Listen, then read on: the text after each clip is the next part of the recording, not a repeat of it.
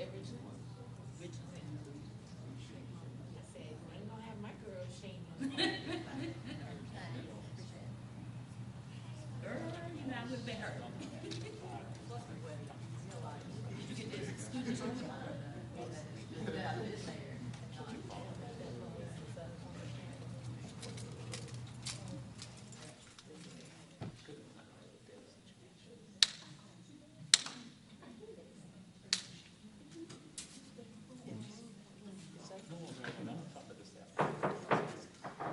Good evening.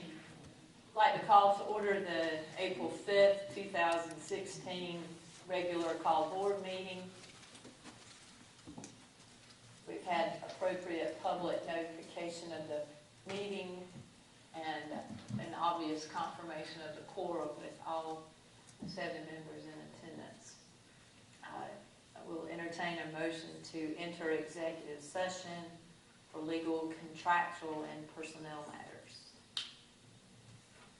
Madam Chair, I make a motion we enter executive session for legal, contractual, and personnel matters. Thank you, Mr. Fritz. Madam Chair, I second the motion. Thank you, Pastor Jackson. All those in favor signify by saying aye. Aye. We will exit executive session no later than 6:30 p.m.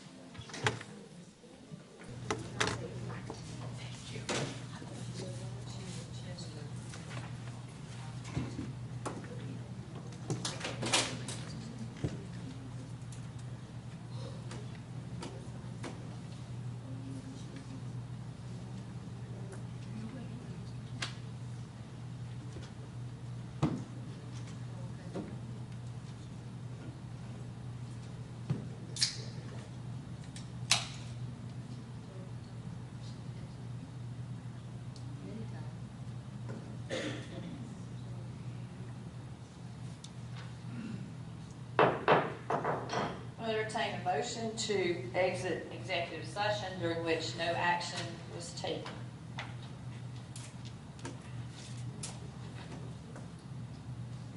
Madam Chair, make a motion to exit executive session. Thank you, Mr. Britt. Thank you, Ms. Harrison. All those in favor signify by saying aye. Aye. Thank you.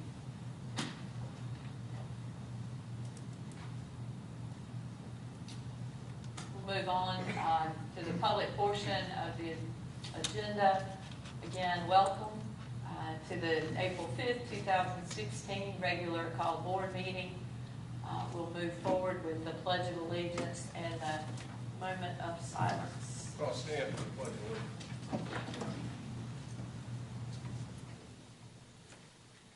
Allegiance. To the flag of the United States of America and to the republic for which it stands, one nation, under God, indivisible, with liberty and justice for all. Please remain standing for a moment of silence and reflection.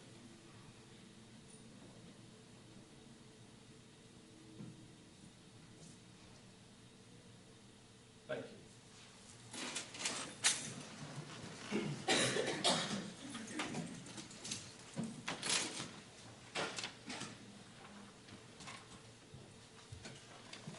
Thank you. We'll move on to the approval of the agenda.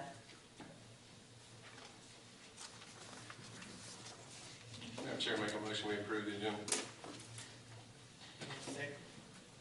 Thank you, Mr. Frick, Ms. Harrison. Those in favor signify by raising of the right hand. Got 7. Thank you. And public comment. Unless I have missed it, I have received no public comment for this evening. Thank you. Apparently the quality for the video is not what it should be, so we're just reminding once again to always use the microphone and get it as quickly as possible for that. Presentations and recognition. Yes? So you said the last board meeting wasn't posted?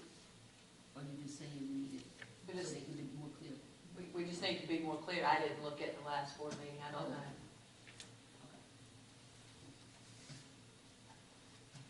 It's part of the concern is, around that people are not speaking in the mouth, the mic. Into the Right. line. So you have to have the volume all the way up in order to listen and watch the video. And then the people who use their mics, it's very clear, so. Thank you. Thanks. Okay. Madam Chair, members of the board, it gives me great pleasure to ask Dr. Hardy to come up front and recognize one of our Fairfield Middle School scholars who placed in the regional science fair competition. I had an opportunity to tweet this young man earlier today, so he made me a star. He sure did. Thank you, Dr. Yeah. Green. Good evening, everyone. It gives me great pleasure to call before us Trayshawn McDuffie and his mom, Tracy Gilman. If you'll come forward, please. Received notification from the University of South Carolina. I wanted to read this letter and felt that it was too important not to share with you as our board members. It states, congratulations on behalf of the University of South Carolina. You have been selected as an outstanding achiever in the Central South Carolina Region 2 Science and Engineering Fair. Your project was considered among all projects in 2016 and evaluated as creative and innovative. You showed the judges that you were interested and engaged in your project. This is no small accomplishment. We hope you will come back with ideas and the enthusiasm to begin work on a winning project next year. The judges at the Region 2 Science and Engineering Fair were very impressed with your work. Keep up the good work. Again, congratulations and best wishes for continued success. Signed, Dr. Oscar Lopez, Director, USC Region 2 Science and Engineering Fair. And along with that were not one, not two, but three certificates which stated Certificate of Achievement, Trayshawn McDuffie, Outstanding Achievement, Junior Division, University of South Carolina, Sumter. The second one was Trayshawn McDuffie, Outstanding Achievement, Junior Division, Best 10 Projects in 7th grade. And last but not least, Trayshawn McDuffie, second place, Junior Division, Best 3 of the 10 7th grade projects. And to know that Trayshawn is an academic scholar in our STEM Early College Academy Cohort 4, we are very proud of his achievements and want to recognize him as such this evening.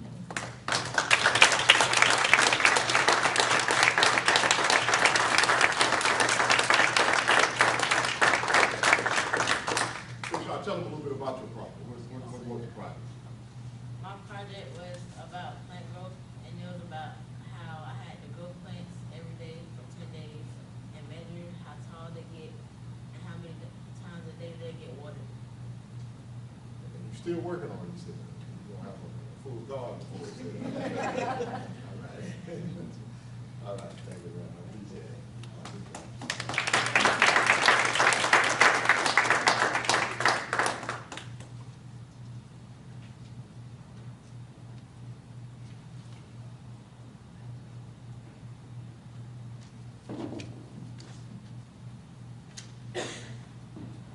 Madam Chair, members of the board, it also gives me pleasure to recognize some of our outstanding office professionals in Fairfield County.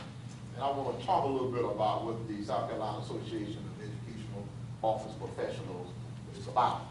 The mission of the South Carolina Association of Educational Office Professionals is to raise the standards of educational office professionals in our state through professional and personal growth opportunities, recognition of professional achievements, participation in a specifically designed certification program, promotion of integrity, pride in our profession, networking and fellowship with other educational office professionals. During the 2016 South Carolina Association of Educational Office Professionals Annual Conference, Fairfield County School District received recognition as a new affiliate in the association and for having over 80% of its members present for this year's conference. The Fairfield County affiliate and its officers will work closely with the district in establishing a personal and professional development program for individual members, not only through the South Carolina Association of Educational Office Professionals, but also through the national organization. Provide professional training through conferences, workshops, and seminars, fellowship and motivation and support of its members to set high personal and professional goals. The Fairfield County Association of Education Office Professionals officers for the 2015-2016 year are as follows, and if you could come forward so you can be recognized. President and District Liaison, Mr. Vonda Brown. Give a round of applause.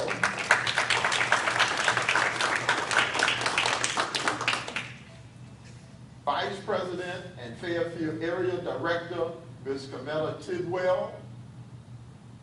Let's give a round of applause for that.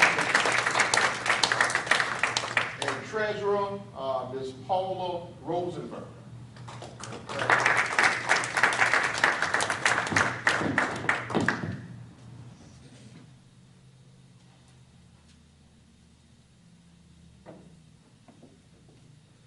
And we appreciate you ladies representing us as we work to ensure that all of our employees in the Fairfield County School District are most professional. Okay, so let's give them a round of applause.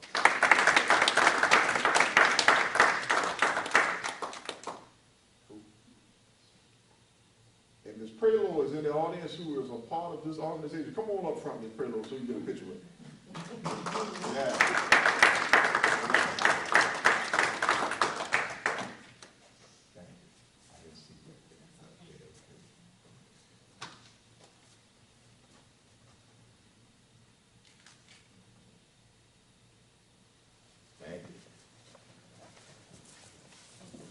Madam Chair, I would just like to acknowledge, microphone, please. I'm gonna use my one when you say I just want to acknowledge the appreciation for the district allowing our paraprofessionals to be involved in this organization. In the past, we've had superintendents who wasn't so supportive. So I just want to commend those who are involved and congratulate Ms. Brown on her leadership in being the president. So y'all be careful, I know she'll work out of death. But just want to make those few comments. Thank you, ma'am. Thank you. Yes, ma'am, I would like that on record, please.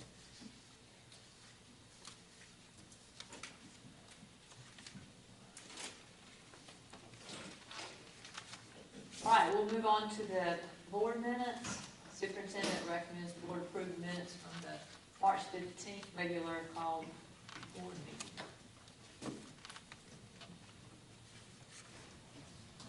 Chair, make a motion to approve the minutes from the March 15th, 2016 board meeting.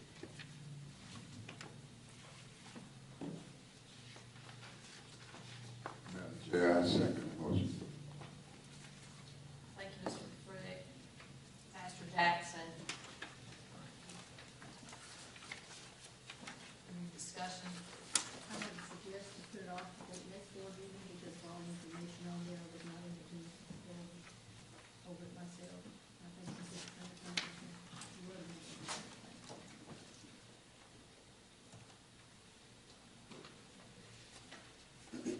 Was that in the form of a motion? It would be simple, I can withdraw my motion to approve and we'll just take it up at the next meeting, if that'll be okay. That's what I'm suggesting. I'll make a I withdraw my motion to, no, I'll just withdraw my motion to approve.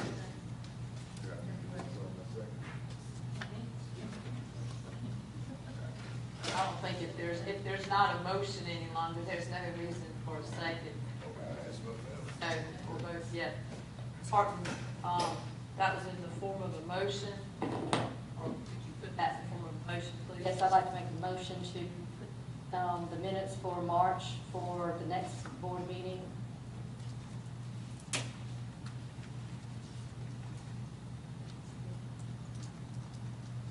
I second it.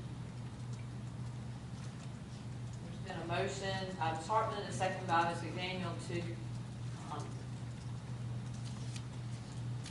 put the board minutes from the March 15th meeting onto the May agenda rather than use them as an action item for tonight. Any discussion or questions?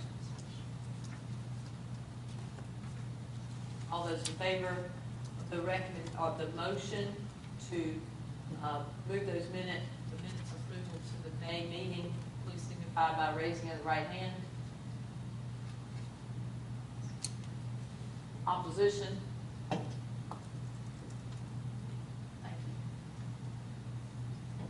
What was the time, Madam Chair? That was 6-1.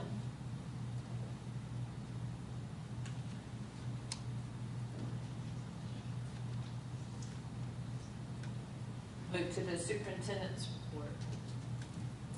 Madam Chair, members of the board, a couple of items. First of all, I want to remind you that our Hall of Fame Gala will be Saturday, April 30th at Fairfield Central High School, occurring at 6 o'clock. Very excited about recognizing these outstanding individuals who contributed mightily to Fairfield County. Also, I want to bring your attention to the newsletter. Once again, Ms. Wallace does an outstanding job of capturing all of the wonderful things going on.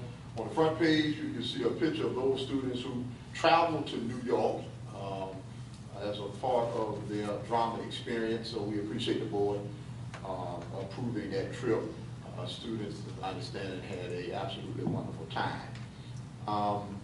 Also, if we can get out here in time enough, today we will be hosting Columbia High School and girls JV and varsity softball. Varsity girls currently are undefeated, so let's give the varsity girls softball team a round of applause.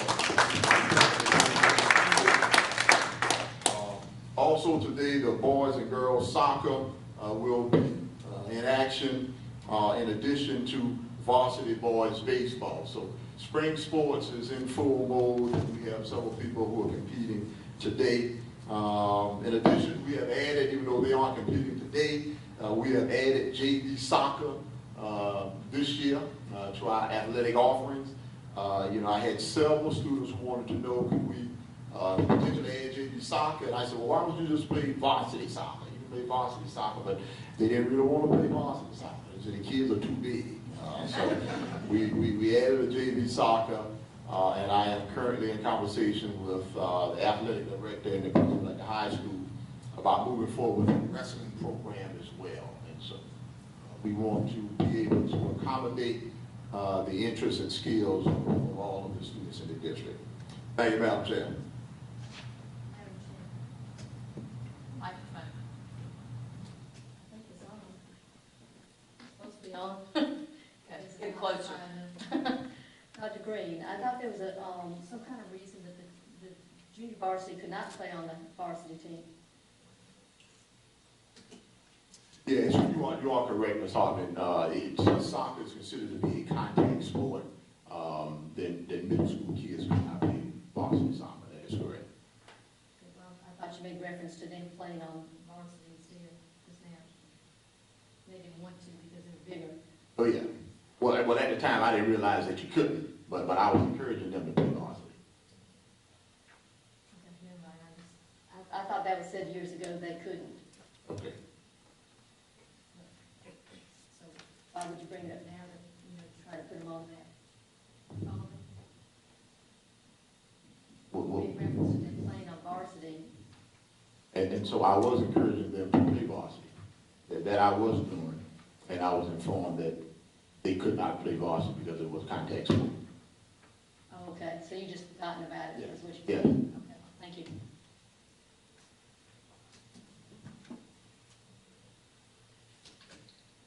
We'll move on to curriculum and instruction. Good evening. For your approval is the proposed 2016-17 academic calendar, and the proposed calendar was sent to district employees and stakeholders in March, and they were reviewed by building level administrators along with our teacher forum for input and for feedback. The proposed calendar includes the first day of school will be August 15, 2016. Spring break will be April 10th through the 14th, 2017. Quarter 2 exams would take place prior to winter break on December 12th through the 16th. And we'll also included 3 delayed start times for professional development for certified and classified employees. And also 3 makeup days, which are January 3rd, February 20th, and June the 1st. I also want to bring notation to the fact that our state assessment dates for the 2016-17 school year have not been released. Madam Chair, question. Let's get a motion in a second, then we'll ask. Okay, well, I'm going to approve the recommendation coming from administration for the 2016-17 school year calendar. Madam Chair, I second the motion. Thank you, Ms. McDaniel. Thank you, Pastor Jackson. Questions and discussion? Madam Chair, Dr. Edwards, so that means when they establish the dates for the assessment, there's a possibility we have to make some adjustments in the calendar? We don't anticipate at this time that these dates that we currently have in this proposed calendar will conflict with the state release dates, because typically the assessment dates take place after spring break as far as statewide. Okay. All right, but it's, whenever they release, can you make sure that we? Yes. Okay, my other thing is I just want to commend you for the fact that you've given, and I know we've done it before, but I don't think I commended you before, that we have the exams before the students go home for Christmas. So they can come back fresh and ready to start a new year and not trying to remember what they learned a semester and 9 months ago. So thank you for that. Thank you.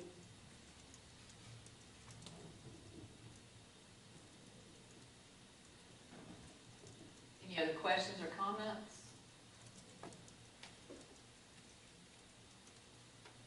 There's a motion and a second that the board approve the proposed 2016-17 academic calendar.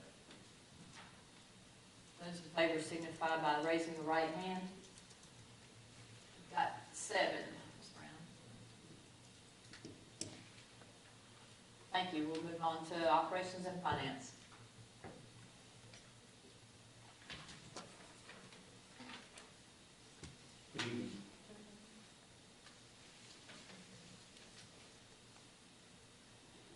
Good evening. The first item in the board packet is the bus parking lot bid information, and the superintendent recommends the board approve the bus parking lot construction project with AOS Specialty Construction.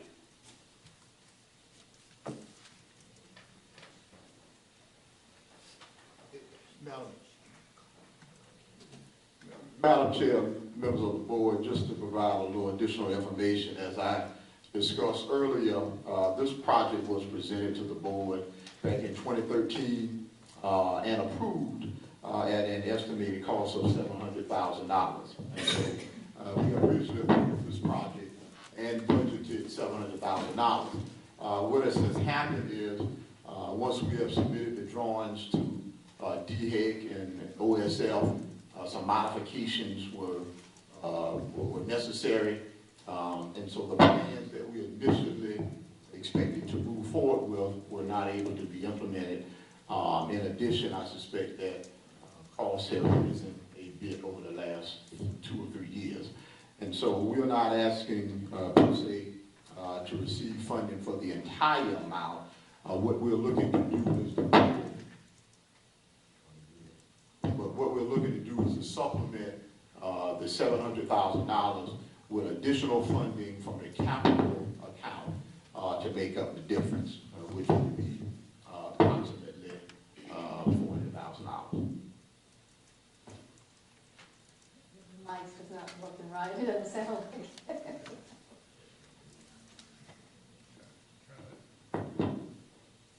Does that sound better?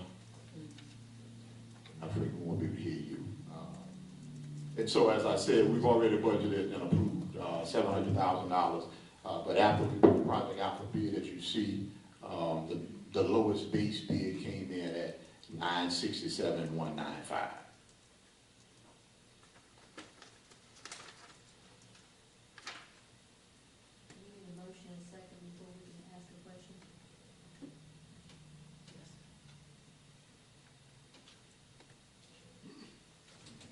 Madam Chair, I make a motion we approve the superintendent's recommendation. Parking lot construction, AOS Specialty Construction.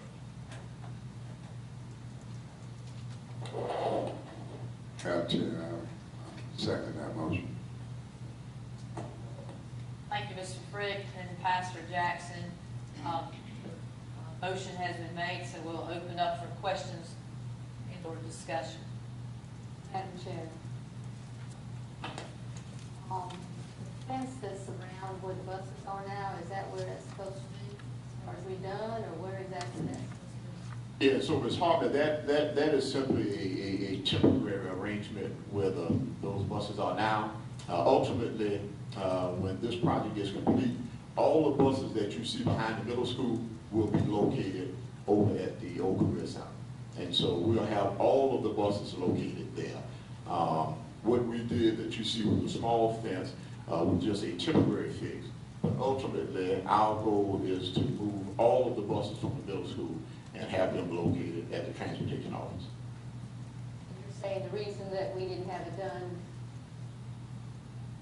at the earlier date was because other things had to be done before to different processes? Well, and that was the same time we were in the process of constructing the new career center. We just wanted to dedicate all of our energy and potential resources to the construction of that project and not necessarily be sidetracked with this additional project. So we decided it would be better just to postpone that and pour all our energies and resources into ensuring that we could get the project complete at the new career center. Madam Chair. Dr. Green, I note that, I see what Mr. Carter sent you email with the question about local vendors. And I expressed concern the last paving that we had done, that we have 3 very capable contractors in the county that does paving, and it looks like history is repeating itself.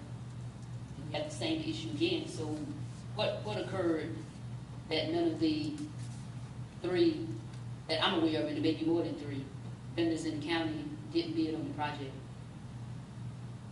So, Ms. McNair, I can tell you why they didn't bid on the project. I mean, I don't know if they didn't have the capacity to complete the project, weren't interested in the project, but you are correct, they didn't bid on the project. In terms of why they didn't bid, I can tell you that. What efforts did we put in place to ensure that the persons in the county that does the paving was aware that we had this project up for bid? We advertise it through the normal means of advertising a project. I don't know exactly the website that you advertise on. We advertise it. I'm not sure, did we do a vendor reception, I don't know if you call it reception to it, for this project as well? Well, we did send the packet out to some of the local vendors in there. Okay. Which ones did we send it to? Washington, we sent it to Washington. Washington State. We didn't send it to the other 2? We did not, Able you talking about? We have Able and we have Willingham. I had to look back at the notes. I know it went to Washington. I'm just concerned. I can understand if we didn't have anyone capable in the district, in the county. Same issue when we built the career center. And we had to push to make sure that the contractors, well, no, we didn't have to push, let me take that back. They have a minority component where they come in the community and they try to make sure that they put a certain amount of work back into the community. I'm just taken aback that we had this conversation the last time, and then the paving that we had done last time wasn't even adequate. And here we are again, not making sure that we make contact with the vendors that we have within Fairfield County. And it's my understanding that they don't know. So I don't know why or where we're advertising at, but I would think that we would take special efforts when we know that we have people within the county. And Madam Chair, I know we have a motion on the floor, but I'm asking that we amend the motion and have this project rebid and send the package, make sure the package gets to all 3 of the vendors in Fairfield County.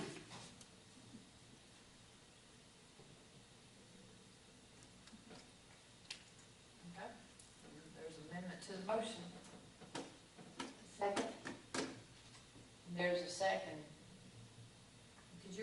motion? The motion is that we rebid the project, ensuring that our local vendors have all three of our local vendors have an opportunity to review the packet and see if they want to bid on it. Any questions or discussion? Good question. What if we do that and they still don't bid? Then we come back to vote again, right? Well, I mean, that's my concern. I mean, I agree. I want our local vendors to participate as much because this is their money, it's our money, and putting it back in the community provides a multiplier effect. But if it's advertised, they're not bidding, I don't know how we make them bid. yeah, but we don't know Did we where all of advertise that. in the local paper? Did we advertise in the local paper? I don't know exactly all the places we advertise. Do we do local paper, Mr. We Twitter? advertised in Skibo, I have to look back at the local paper, but, some of the projects we did, I can't remember if that was one of them. But I know the packet went out to Washington, I know, I'm trying to find the email. But you know, Ms. Frick, if I could respond to your question, Madam Chair, if I'm not out of order. That would just restart the bid all over again, and then we just review them again. I mean, we waited this long to let the project another month. It's not gonna, should not cause us any heartburn to make sure that we be considerate of our local vendors. Two things, Mr. Day. The project is going to be delayed more than a month because we probably built this project for maybe about 45, 60 days. Okay, I mean, the bid process was about 45 or 60 days. The other thing I want to add So is that in stone that it has to be 45 days? That's kind of standard. That's what you do. Right, but since we rebid it, we should not have to go to 45 days. I would recommend that we do what is standard. Okay, then 45 days shouldn't happen. Well, I think it does. Okay. what would be the reason that you think it is? Well, we want to hurry up and get the project complete so we can begin to move those buses off the middle school parking lot as we potentially come back to you with the renovation at the middle school. And so the sooner that we can move those buses off the parking lot, that clears the lot for construction that potentially may occur at the middle school. If it wasn't a hurry up, Dr. Green, when this document that you gave us is dated August 15, 2013, then 45 more days, 2 more months, a month, whatever you decide to do to rebid it, should not matter. Well, Mr. Day, I've already expressed my respect on it. And I express my respect. Okay, so it's up to you now. Maybe we can Madam find Chair. some areas open the buses. Madam Chair, when this project was going on, even with the Career Center, I'll put that down. I'm just gonna talk loud. But I did,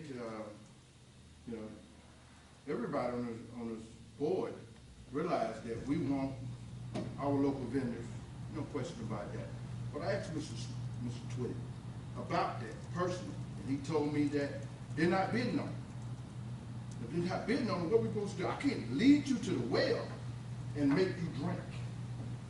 And that was my own. I asked him, because I'm gonna tell you right now, I'd rather for our local vendors to get it. But if they don't bid on it, we can't wait around. We got to move on. We got to change just like everybody else. And I'm telling you, I personally asked him because I want to know, And so, to say that, they had a chance, let's move on. That's my perspective. This could have been done in 2013 according to this. Madam Chair, the vendors that I spoke to was not aware that we was bidding the project. And they complained because they were not aware that we was bidding the project before. So another 45 days to 2 months is not going to kill a project. Particularly since, like I stated, this letter is dated August 15th of 2013. If we waited this long, we can wait a little while longer so that we can take care of our vendors. We did the same thing for the Career Center. We should do the same thing for the addition or the renovations of this Career Center and that parking paving lot. Madam Chair, so Ms. McDaniel, since you've already spoken to vendors, how many have indicated that they plan to submit a proposal? I didn't have the authority to have them submit a proposal because it's board had not made the decision that we was gonna rebid it. But you Now, you said, couldn't answer the question when it was asked whether or not it was advertised in the Herald newspaper. So I don't need you down there trying to, ask me questions, Dr. Green. I'm doing my job as a board member, and I'm asking that we support the vendors in this community, and the fact that you didn't advertise in the Herald newspaper, or do the same advertisement that you did for the Career Center. You don't need to be second guessing what I'm saying. I'm simply asking you a question. If you indicated that you spoke to vendors who said they didn't know about the project, but they were interested in bidding the I never project. said I never said that they was interested in rebidding the project because I did not have the authority to tell them that it was going to be resubmitted. But yes, there were frustrations because they did not know about the project. Madam Chair, if I may say this, and Mr. Board, pleasure if you want to move for or not. Part of the question is relates to rather someone bids the project is, do they have the capacity to complete the project? And simply to say that we have companies in the area that do paving doesn't necessarily mean they have the capacity to do all that this project entails. Because obviously this project entails more than just paving.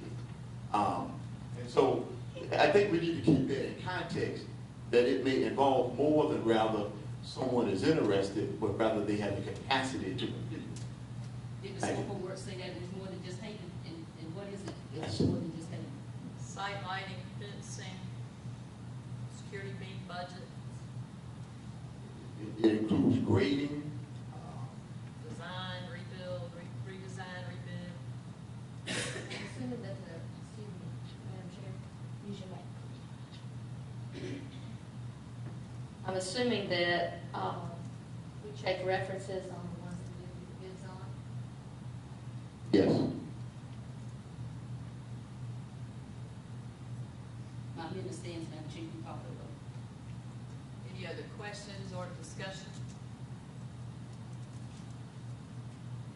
There's a motion and a second on the floor that the superintendent's recommendation for board approval of the bus parking lot project with AOS Specialty Construction be delayed while the project is rebid. All those in favor of that amendment, please signify by raising of the right hand. Got 2 opposed. 5. Okay. Madam Chair. So we'll go back to the original motion that was on the floor. The superintendent recommends board approval for the bus parking lot construction project with AOS Specialty Construction. That was the motion, I'm sorry, ended. Those in favor signify by raising of the right hand. 1, 2, 3, 4, 5. Opposition? 2. Thank you. Madam Chair, I'd like to know if we did publicize it in the local papers, and that's Herald Independent or The Voice. Thank you. That's for the record. Is that for the record, Ms. Parker? Yes. Thank you. Okay. Point of clarification on there, just so the board is aware, the Herald Independent is no longer in business. So, Was it when we were bidding these out? Which year was it? I understand the question is, That was brought up I just here, want and to so I clarify. wanted to add The Voice up as well to that. Which year when it was bid? So whenever it was bidded out. Right. We'll move on to Madam Chair, facility. before you move on, I have a statement I want to make for the record. Okay. And I just want the record to reflect that it is sad that we are not fair in what we do in this district. And we went out of our way when the Career Center was put in place to make sure that we utilize certain vendors within Fairfield County. But now, we are choosing not to give them the opportunity to bid, and we would not know if they had the capacity unless they had the opportunity to bid. And I am asking this district to make sure that when we put contracts out, that we make an assertive effort to contact with those vendors in this county that can perform the work. Thank you. We'll move on to facilities usage requests, Corey Liston, Alumni Association. In the board packet, you have a facilities usage request, and the superintendent recommends the board approve the facilities usage request for the McCrory-Liston Alumni Association use of McCrory-Liston School of Technology for May 29, 2016, and waive all fees.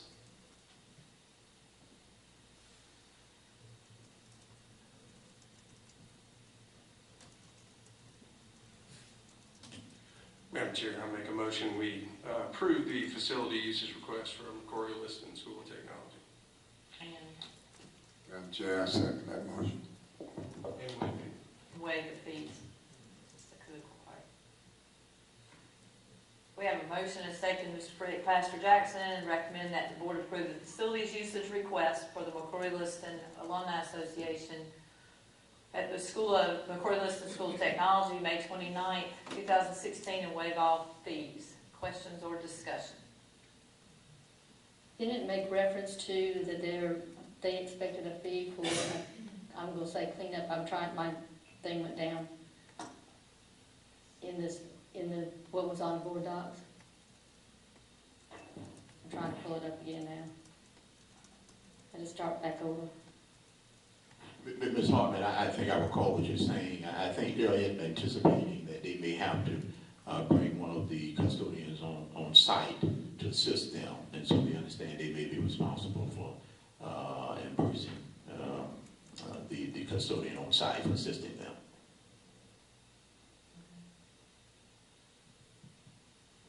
So if they do use that, are they saying they'll pay that fee? Yes. Thank you.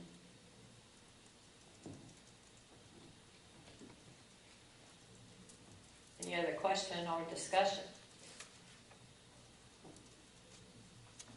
Those in favor of the superintendent's recommendation for the facilities use as well as the waiver of the fees signify by raising the right hand. 1, 2, 3, 4, 5, 6. Opposition? Abstention? 1. Thank you. Madam Chair, I want the record to reflect that I abstained from the vote on that because I am a member of that association. Okay. Thank you, Ms. McDaniel. We'll move on to item 3.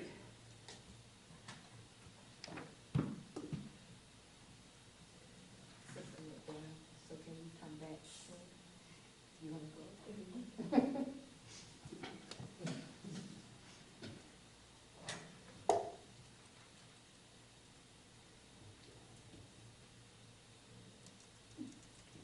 Item number 3 in the board packet is the first reading of the fiscal year 2016-17 budget, and the superintendent's recommending board approval of the first reading of the 2016-17 budget in the amount of $38,047,384. We do have a presentation for the budget that should be in the board packets. And I guess while we're waiting on the screen to correct itself, I do want to move ahead with the presentation.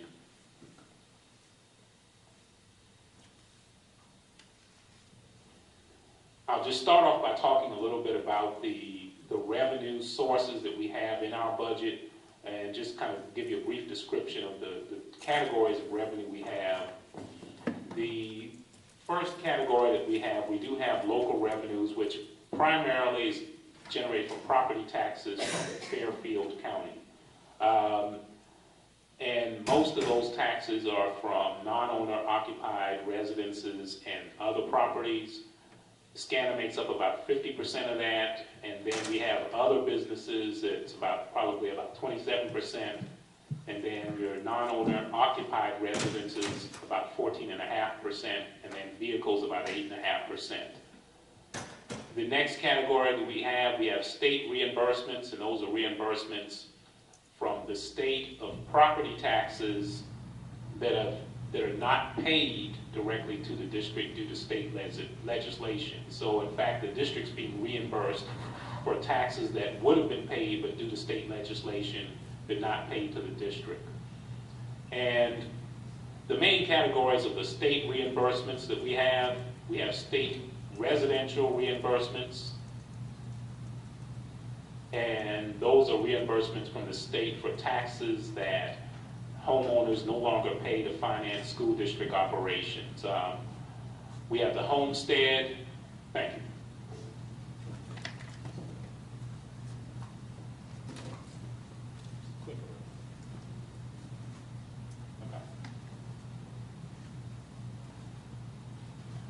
we have the homestead reimbursement, which is a reimbursement to the districts for loss of school tax revenue as a result of exemptions for taxpayers 65 and over, and those that are also disabled or legally blind. Another one of the reimbursements we have is property tax relief, and that's a reimbursement that we receive from the Department of Revenue for revenue that we would have received due to the residential property tax exemption program. We also have a merchant's inventory tax reimbursement, and that's for loss of revenue due to the property tax exemption granted for inventories of businesses. And also there's a manufacturer's depreciation reimbursement, and that's also generated through the Department of Revenue for the loss of school tax revenue as a result of tax exemptions for industry. So those are the main state reimbursements that we have that impact our general fund.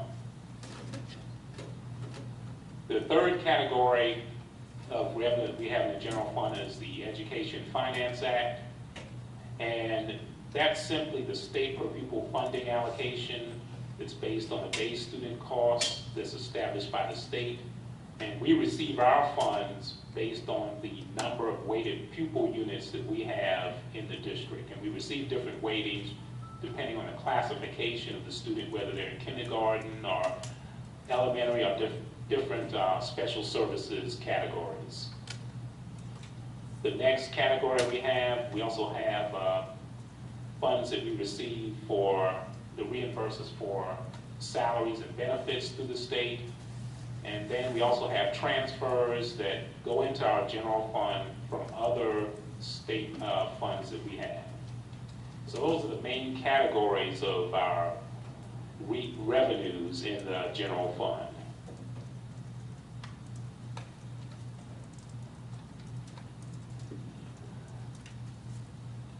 This next slide is an overview of the comparison of our revenue budget from last year compared to this year. And for, well, really for this year, I'm sorry, compared to the budget we're proposing for next year. And overall, we're looking at a budget that's going to increase by approximately $650,000 compared to the budget that's been approved for this year. And about $300,000 of that increase is the result of a projected increase in property tax revenues, which is due to a slight increase in our property tax base. So in that first category where we have tax revenues and reimbursements, we have our non-residential property tax revenue, which we're projecting will be $24.6 million, whereas currently this year, the budget was for $24.3 million. So that's the increase that we're talking about in our local tax revenues. Our state residential reimbursements, we're projecting will be the same next year as the budget for this year, as well as other state residential reimbursements of $2 million. And we're also proposing that the millage remain unchanged in operations at 203.1 mils. The next category we have an Education Finance Act, and there's virtually no change in funding based on the budget that the state has proposed thus far. There's a slight reduction, but it's only a reduction of about $18,000. So right now it looks like our budget will be just about the same for next year as it is for this year. And the next category, the state salary and fringe reimbursements, there we do have a slight increase of about $200,000, and that's primarily due to the fact that the state has proposed increasing the funding that we receive to reimburse the district for bus driver salaries. So that's contributed to an increase in our general fund of about $200,000. And then the final category, the other transfers, we will have an increase there, slight increase of about $100,000. And that's funding that we receive from the state that's transferred into our general fund to help reimburse teacher salaries and benefits.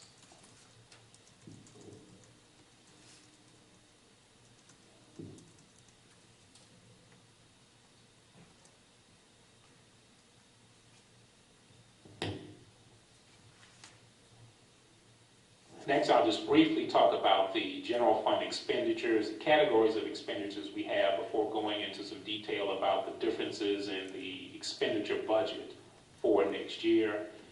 Our most significant category are salaries and benefits, and that covers all of the wages for all of the district employees, as well as the district's portion of retirement, Social Security, health insurance, and workers' compensation. And one note that we always need to remember: as salary costs increase, that means an automatic increase in retirement, Social Security, and workers' compensation. We're estimating that the health insurance costs will increase by about 1% and retirement costs by about 0.5% for next year.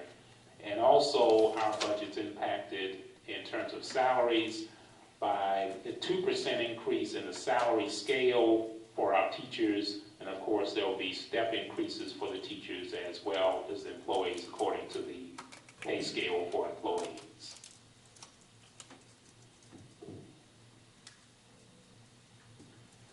The other categories that we have purchase services, and this category includes just services that are provided to the district. The most significant examples of services that we have are property insurance and professional services, as well as our water and sewer and travel.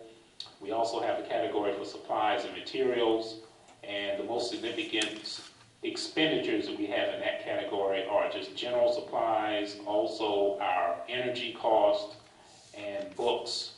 And then finally, on this page, we have capital outlay, which is usually any major equipment over $5,000.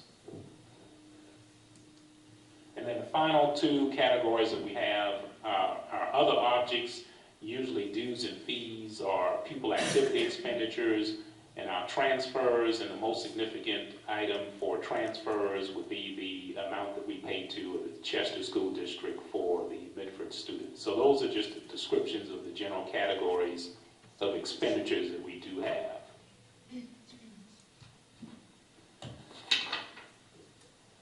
Now this slide just compares our proposed budget for expenditures for 2016-17 to the current budget that's been approved for this year.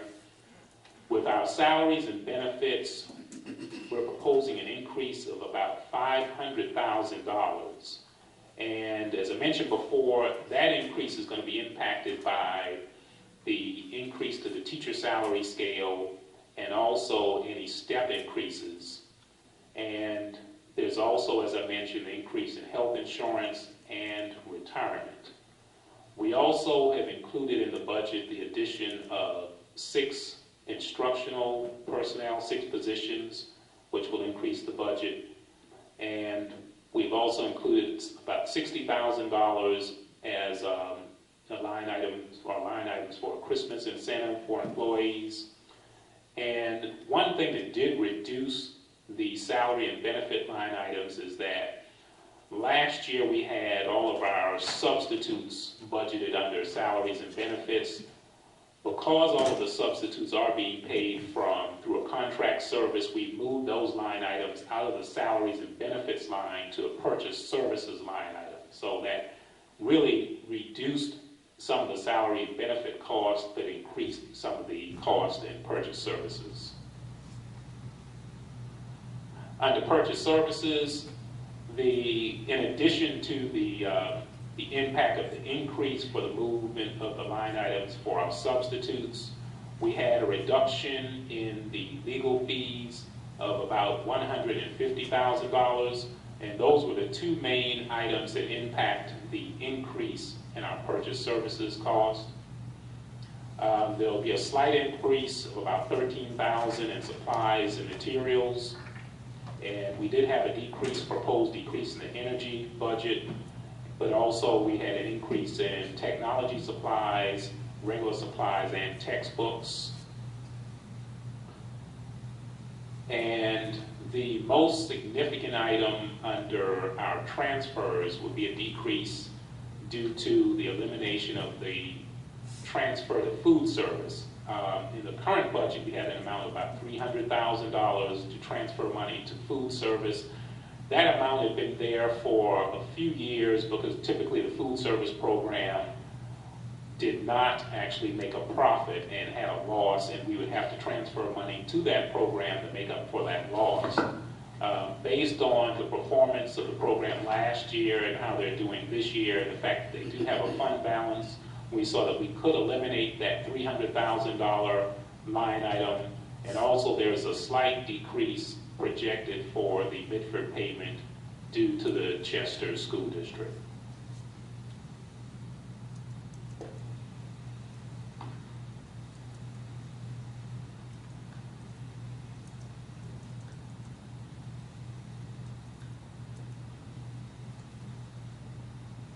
So the summary of the budget is that the revenue of $38,047,384 does equal the requested expenditures, so the budget has been balanced. There is no millage increase in the requested budget, so we are requesting the first reading approval with a millage of 203.1 mils. Before we start on just questions or comments, I want to just mention two notes that we are scheduled to have a budget workshop on April the 26th. And also one thing I noticed is that the third reading of the budget, which we had in the board packet last month, was scheduled for June 14th. And I noticed that there is a board workshop or convention that I think some of our board members will be attending on June 14th out of town. So we'll have to look at how we want to handle the meeting for June 14th. The reason we had it scheduled for June 14th is that we typically provide the county with a budget by the 15th as required by legislation. So that's why the meeting was scheduled for the second Tuesday and not the third Tuesday. So I guess we'll just have to consider those two items on that last item. And now we'll open it up for any, I guess, questions or comments if there's a motion.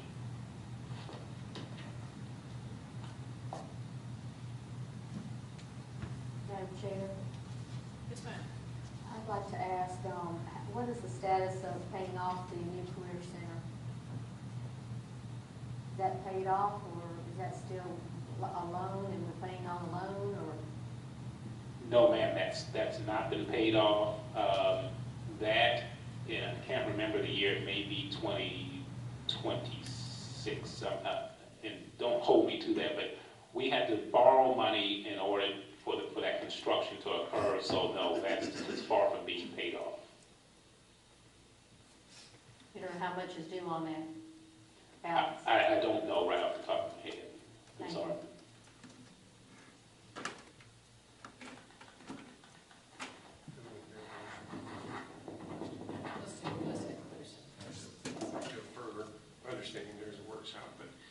Madam Chair, I make a motion that we approve first reading of the FY 16-17 budget. I second. Thank you, Mr. Frick, Ms. Harrison, for that motion and second. The motion has been seconded, and it says that the board recommended that the board approve the FY 16-17 budget in the amount of $38,047,384. Questions? Madam Chair, Mr. Robbins, we are looking at an increase this year of a little over $600,000 in the budget. I mean, yes, over last year's budget. Correct. If I recall correctly, last year's was an increase of just short of about $2 million. And the year before that was about $1 million, I think. I looked it up in board dice. I don't remember all that. I don't think I did. How'd you do that? I mean, I see you moved some of the salaries, and I know we've got a workshop, so I don't need the detailed explanation, Mike, but I mean, just, I'm impressed of how we've had $1 million-something increases over the last couple of years, and this year we're looking at a third, basically, of what we had last year. I know we're moving some salaries to another line, but they're still there. Your brief explanation on that. I guess to give you a brief answer, our budget's always going to be a factor of the revenue that's going to be available through our property tax revenue and through what the state is going to provide. So that's our boundary, so to speak. At that point, we just have to look at, if we have any expenditures that we can reduce. I know that's been a question in the past. Fortunately, this year, we've had some categories that we've looked at, and we did reduce, and we were able to move them around. As I said before, we were fortunate with the $300,000 reduction in that line item for the transfer that we normally have to food service, another $150,000 in legal fees. So that's $450,000 in savings right there that could be used to fund other expenditures.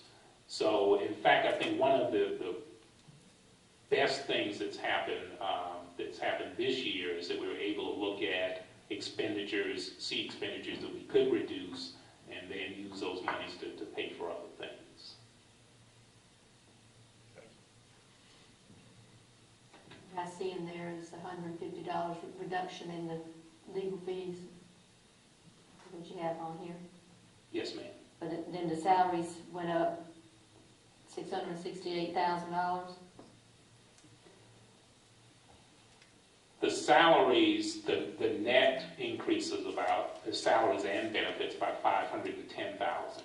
The $668,000 is a function of just simply moving the cost for our substitutes, which are no longer our employees, out of the salary line items and moving those costs into the purchase services line item. So that was really just a zero net effect on the budget itself. So what you're saying is that's just the substitutes, or this is additional to teachers as well? It's for substitutes and for any teachers that we have that are contract teachers. So this amount is not including that group. In other words, there's more salaries as far as teachers are concerned. This one's just the ones that we are going through that program, right? Is that what you're saying? Is that what you're saying? So, can you say that one more time? This amount is what's going through the contract services. Correct. Thank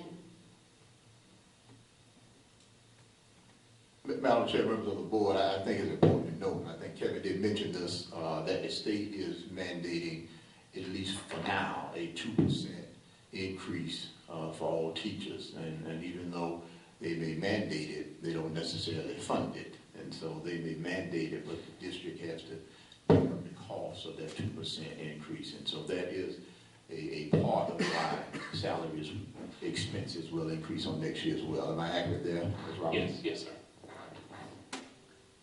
Do we know how we compare as far as teachers to other districts in the surrounding areas?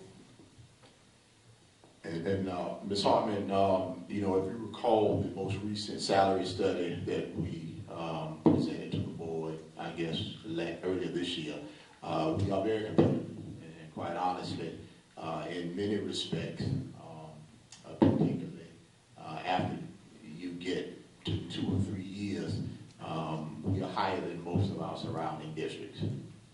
I want to put on the record, I feel like we definitely, the teachers deserve it, and they've been long deserved it. Thank you.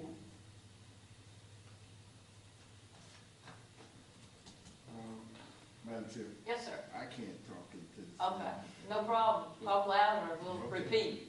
One of the questions I have is that I noticed that we said something about Midford, or that we were, how much are we paying them? And you said it went down? Are the students? You got a decrease? The payment went down lower than what we budgeted simply due to there's fewer students. Okay. But again, that's part of our overall, I guess, general fund budget, right? And so I mean, I don't say this right because a lot of times we get, I guess, a rap where they're saying, well, your student, you know, what do we call it, ratio, or spending so high, okay? Is that included in that? What's that? That what, $600,000 or $500,000 that we're giving to? That's included in our budget, yes. Is that including the students, I think he's asking, is that correct? Right, but it's, yeah. In the right, that's student what amount, as far as the figure that all the students, as far as, that we keep hearing. Yes. But it don't necessarily be in that 2,900 students that we are counting for our county. I guess what I'm asking is that we're sending $600,000 or $700,000 to Chester, but at the same time we say we're only servicing 2,900 students. So they're where the, you know, sometimes unbalanced. Some people may not understand that we're actually sending that money up to Milford area, and it's kind of against them. Am I right? But we're not receiving the student-based cost for those students, nor the federal funds for those students. We're not receiving the state and federal funds for them. But it costs. But it's still costing us in addition, because the court ruling was that, you know, our local dollars needed to basically follow those children to Chester County schools. So yes, so Chester County is receiving state and federal funds for those kids and a contribution from Fairfield County. Right. So does that mean they're actually getting more than what we're getting per student? Madam Chair, can I just elaborate on a couple of things that Mr. Miller said? And so he is accurate in that we receive revenues that we have to forward to Chester County. And so people view that as revenue that we have access to, but we actually don't have access to because we have to send it to Chester. We do not get credit for the students that those revenues serve. I think this current year, there were about 120 students identified from Midford that were to the school in Chester. We sent them about $511,000, I think, which ends up being about $4,000 per student, okay, that we end up sending to Chester. On the bright side, Mr. Bill, I'll tell you that I think in 2010, 2011, that number was 190. And so that number has been steadily decreasing over the last several years. It's decreased every year. But still.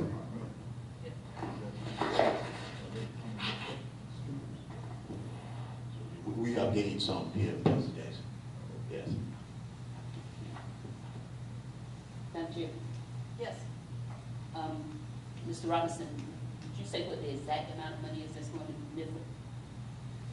The exact payment for this year was about $511,000. Can you repeat that, please? It's about $511,000. Okay. And how many students? About 127.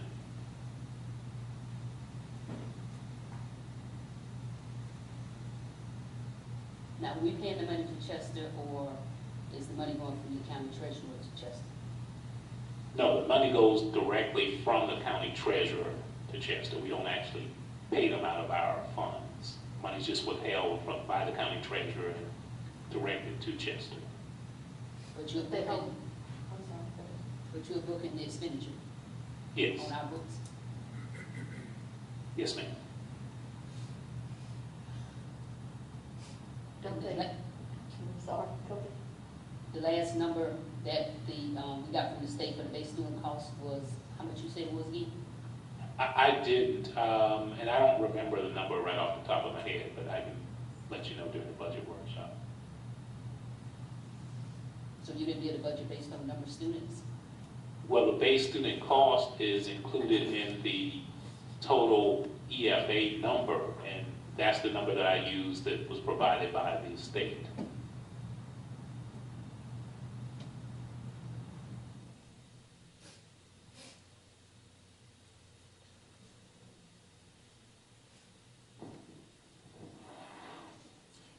Madam Chair, and if I can respond to something that Ms. McDaniel referenced earlier, you know, part of the challenge for school districts is that the state budget has not been approved. And so we have some, at least ideas of what the base student cost may be, but that's not been determined. And so there are, you know, some figures out there in terms of what was approved by this body or that body, and some people say they're trying to get more money. But part of our dilemma is we won't know for sure what that base student cost would be until the final budget is approved at the State House. Now, the House side finished and sent it over to the Senate, so we following the Senate side to see what changes they're making, or if they're making any or made any. I know they had some confusion down there today with the majority leader, but are we following what's going on the Senate side? Yes, ma'am. As the state posts any changes, we generally try to make changes if they're significant.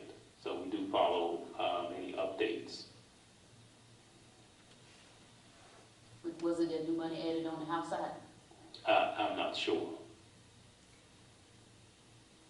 And so, Ms. McDaniel, I'm not sure whether it was added to the House side, but there was some talk of adding some new money, I think about $20 million to districts that had over 80% poverty. And so if that is approved, we may get some additional revenue. But I'm sorry. Our poverty index is 94.6 off the top of my head. And so we are among the highest in the state. There is some question about how that $20 million would be divvied up. Would it be on a per basis? Would it be on a per district? So, you know, there's still a lot of unanswered questions. At least some of the people that I'm speaking to expect that to eventually be a part of the budget. But as we are kind of in the middle of the, you know, the state lawsuit, roads, and all of the different priorities at the State House, I wouldn't necessarily count on anything, even though I think it's pretty optimistic that it may be included. Okay, thank you. Am I correct or not that the treasurer holds like maybe a year ahead as far as in an escrow or something for this? So it's there at a certain time period for that to send to the school? Are you speaking of the Midford? Yes, sir. They hold the current year's tax revenues, and then it's paid to Chester sometime in February, I believe, is when the payment is due. Thank you. Madam Chair.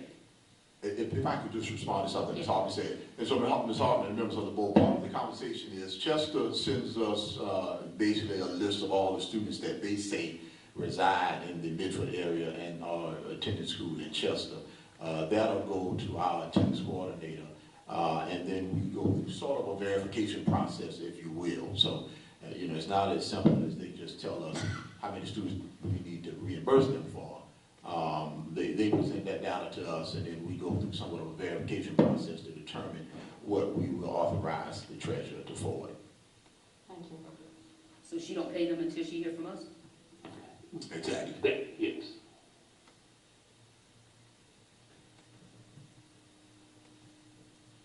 Any other questions or discussion? We'll have the budget work session on the 26th, so that if anything arises, jot it down, email it to yourself or someone else, and then we can get more of those questions answered.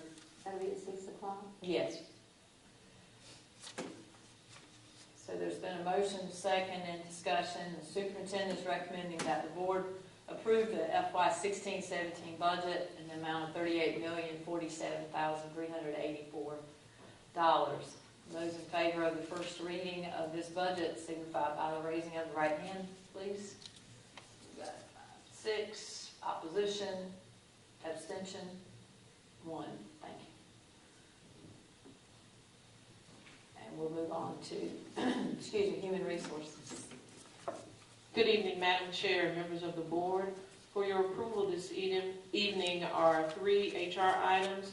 Item number 1 being certified resignations and terminations, where the superintendent recommends that the board approve these certified resignations and terminations for current staff members who will not return after the conclusion of the 2015-16 academic term. Those individuals are listed in Exhibit 1A.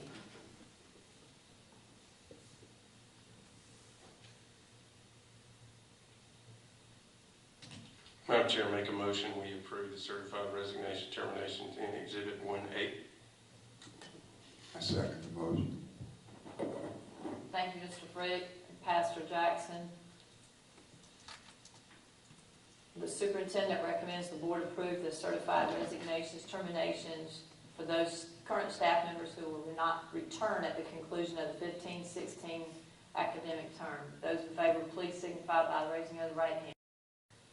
1, 2, 3, 4, 5. Opposition, 1. Abstention, 1. Thank you. Next for your approval is also under certified resignations and terminations, Exhibit 1B. Madam Chair, I make a motion the board conditionally accept the superintendent's recommendation for the non-renewal of employment of a continuing contract teacher, employee 8, subject to the board's duty to review the matter on the merits pursuant to state law should the individual request a hearing.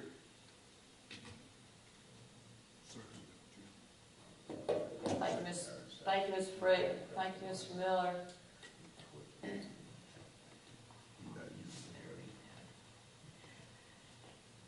The motion and second have been made that the board conditionally accept the superintendent's recommendation for the non-renewal employment of a continuing contract teacher, employee A, subject to the board's duty to review the matter on the merits pursuant to state law should the individual request a hearing.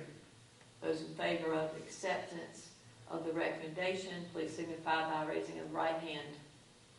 We've got 5, 6. Opposition, abstention, 1. Thank you. Madam Chair, in that motion, you say conditionally. What does that term specifically mean as it relates to the motion? The employees requested a hearing. If. The conditional means if he does. So we're accepting the recommendation if the employee requests a hearing? No, we're accepting the recommendation based on the employee's right to request a hearing. I understand that. I'm just understanding specifically the conditional tied into the beginning of the motion.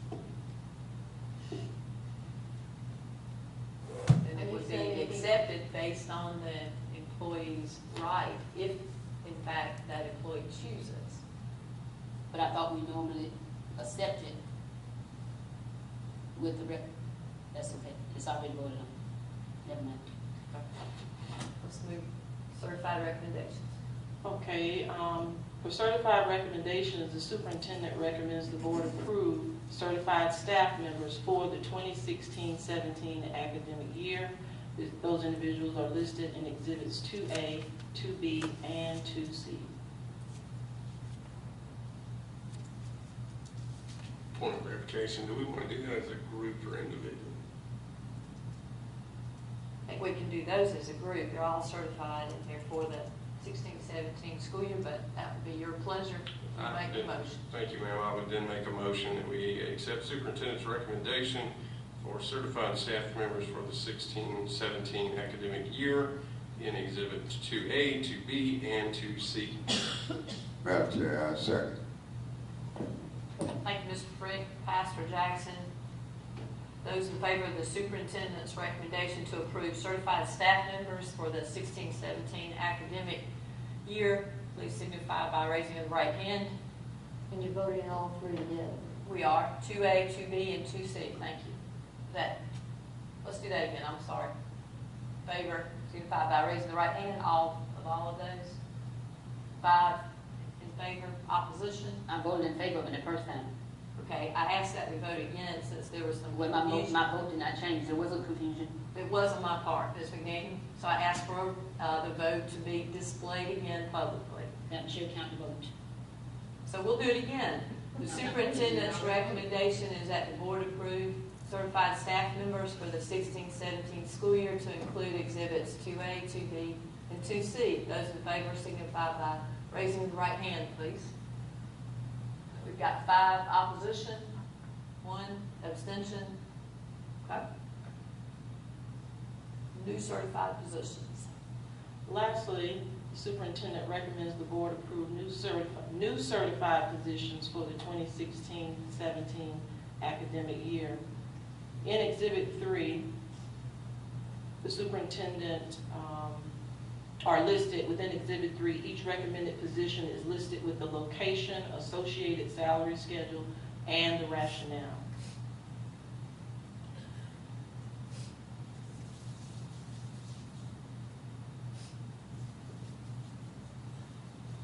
Madam Chair, make a motion to accept the superintendent's recommendation for new certified positions for the 16-17 academic year in Exhibit 3. Madam Chair, I second.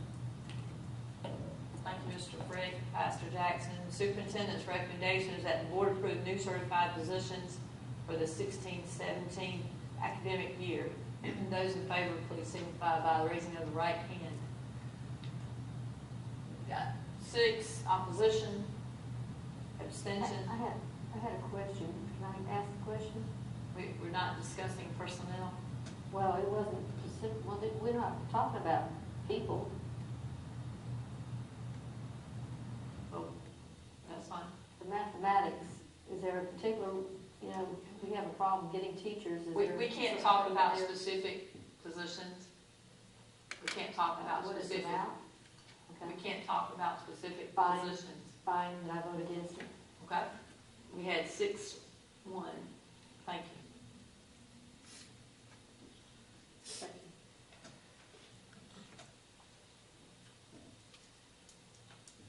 And we'll move quickly to the board chair report. Mr. Twitty was able to locate an email in which the bus parking facility project was bid. This was the Herald Independent as well as the SCIBO, whatever that stands for, South Carolina Business something Opportunities, and also the Blackwood Voice. So that email was located so the local papers were vehicles through which the advertisements for that contract were made. So, Madam Chair, was there advertising sent to them or email? I don't know. I have the email right here. But don't bring half information to us. Either it was I'm going to advertised. tell you what I have, and I'm not going to. Well, you should ask the superintendent before you pass it on to us to make sure you're giving us good information. I'm just telling you what I have. What I have is accurate. That's what I've reported. No, you just repeating stuff. You don't know whether it's accurate or not. And you should be giving us accurate information. Madam Chair, if I may respond to Ms. McDaniel. Ms. McDaniel, what we did is we received an email from the architect indicating that it had been advertised with SCIBO, the Herald Independent, and the Voice. So the architect told you that it was advertised? Yes. And all those? Yes. What's the date of that? We received it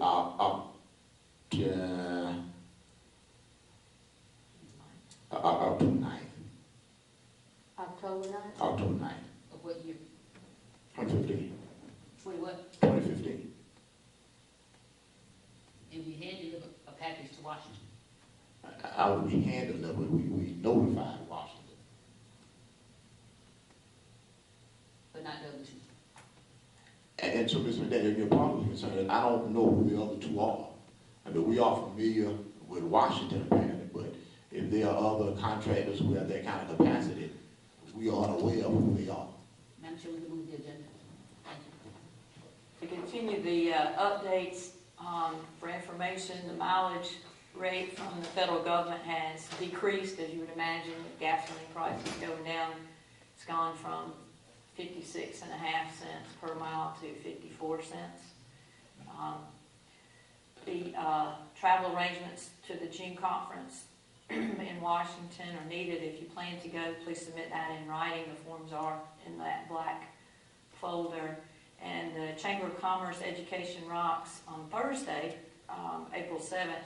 Ms. Harrison will be attending that, and that recognizes the Teachers of the Year. And that's a very nice event. I had the opportunity to go several years ago. Thank you for representing us. The 2 days at the Capitol on the first round that is for us is May 11th. Again, we'll need to know in writing if you plan to attend there. The National School Board Association Conference, April 9 through 11, next week. Ms. McDaniel will be attending that. Safe travels and blue skies. Well, that's why I said blue. The Advocacy Institute in June, that was moved from January. Board members going, Ms. McDaniel, Mr. Miller, Ms. Harrison, and Mr. Jackson. And I'll have the opportunity again to say safe travels and blue skies, but as always, we do wish that.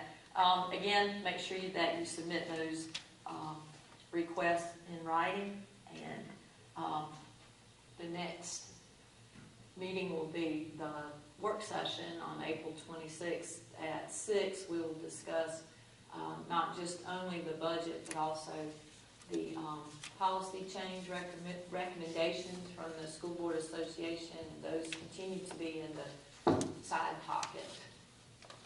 Dr. Green.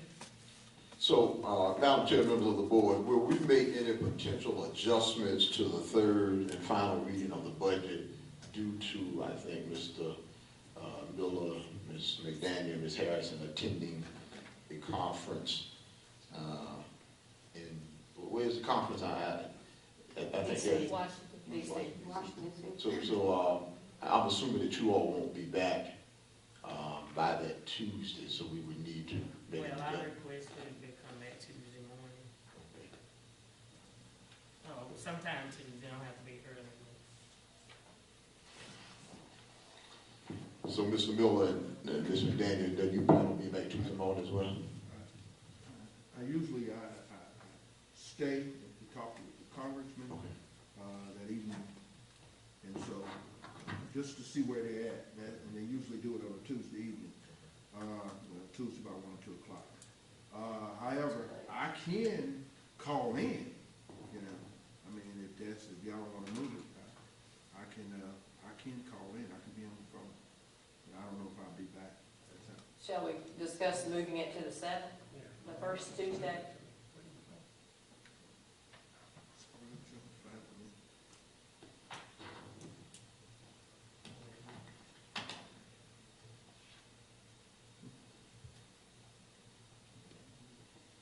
Later that week, that Thursday at night, something like that. It's the first Tuesday.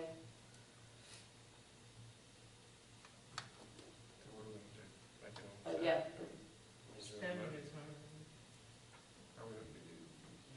yeah, we're gonna need motion. That's a regular scheduled meeting. Madam Chair, I make a motion that we move the June 14th meeting to June 7th, if that suits everybody, so that all members can be present for the budget, third and final reading of the budget.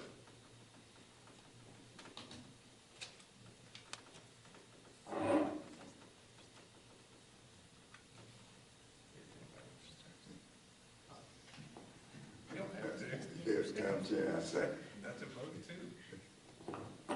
Thank you, Mr. Frick. Pastor Jackson, any discussion about moving, the motion to move the June 14th meeting to June the 7th, so that all members will be present and the budget can be submitted to the county council in a timely fashion.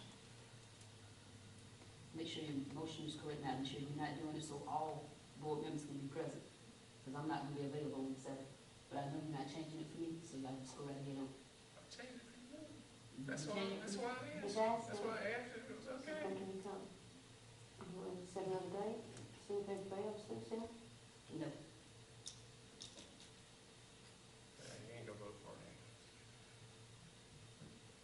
So we'll vote on that. The motion's been made to change the board meeting in June from the 14th to the 7th. The first is Monday. Those in favor signify by raising the right hand. We've got 5, 6, opposition, abstention. and then that takes care of my part of the agenda. Madam Chair, I have a few items I would like to mention. I want them placed on the record. The first one is the cafeteria food. I'm hearing a lot of students at the high school concerned about the food that we're serving. And even though it's universal lunch, they're saying that they're not eating it, they're just throwing it away. So if there's anything we can do to maybe survey the students to see if we can serve meals that are more. And another complaint was the serving size, which I know there's not a lot we can do with the serving size, but it was still an issue coming from some of the students. The second one is the schools being open for recreation until county council can finish up with whatever they're going to do regarding recreation. I think Dr. Green told us, if I'm not mistaken, that there are certain relationships with certain churches. And county council indicated at the last meeting that they would be willing to assist to defray costs if there's a cost involved. And a particular concern was the Dawkins community. So on that particular one, I'm asking the board to allow Dr. Green to get with the county administrator to see if there's anything we can do to have some kind of recreation over there for those students.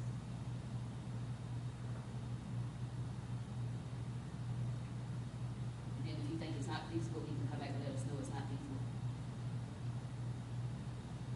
Madam Chair, I may respond to that. Our facilities throughout the county have already been utilized by the recreation department. So in terms of allowing them to utilize the facilities, that's currently going on. That's currently going on when they have made a request and the facilities have been available. But they want something ongoing. When you say ongoing, what do you mean? Like during the summertime, like maybe once a week, twice a week, whatever, that's the standard time that students in the church can go over there. So how do you have it current? Maybe I need to know that. Yeah, so currently what happens, Mr. McDaniel, and it has only occurred as it relates to the summer basketball, the rec basketball league primarily, that they have requested use of our facility. And so that has been for practice and or games. And that has occurred during the school year and during the summer. And anything past utilizing the gyms for rec league basketball games or practices, I'm not quite sure what you would envision in terms of opening it up for recreation. Well, it's not really for the recreation, it's for the students in that community, because they was going to, county council was going to build a building over there, and something happened and they ended up putting it down that they going to sell it. But the parents were still concerned that there's a lot of activity that goes on in the neighborhood, and they just want somewhere for those students to be able to go for basketball or just some kind of recreation. Well, I'll speak to Mr. Anderson to see exactly what they have in We mind. talked to the young lady that heads that group over there. She works down at the courthouse, 2 Watkins. Everybody can call her person. She's over recreation. Working there with, she's working there with the tax collector. And she's over recreation. No, she's over there, the group that meets over there. In that area, they have like a community meeting over there every so often. Okay. So what I'm saying is, are you saying the county council wants to make some arrangements with the school district to do some kind of ongoing activity during the summer? Okay. Yeah, because what happened was when I went to the meeting, and the need was and the motions was so high that we talked to county council in case they have some leftover money, maybe they could put a basketball court or something over there. But in the meantime, most of the county council members was asking if they could work cooperatively, if we could work cooperatively with the county council and just have something going until they are able to do whatever it is. Well, we are more than open if the building is available. Big one? I said we are more than open if the building is available. Okay, so you're going to try to contact her? Well, so what I was saying, Mr. McDaniel, I probably need to contact, since the county is who's supposed to organize the recreation, I'll need to talk to someone from the county, because they're going to be responsible for setting up the activities, supervision. So in terms of speaking to someone else, I don't know if that would necessarily be important if the county council is going to be responsible. Okay, you do it however you want to, but can you give some feedback? How we going out? And Madam Chair, I asked for the Kelly Services contract. Did I hear during the budget that it's going to be increased?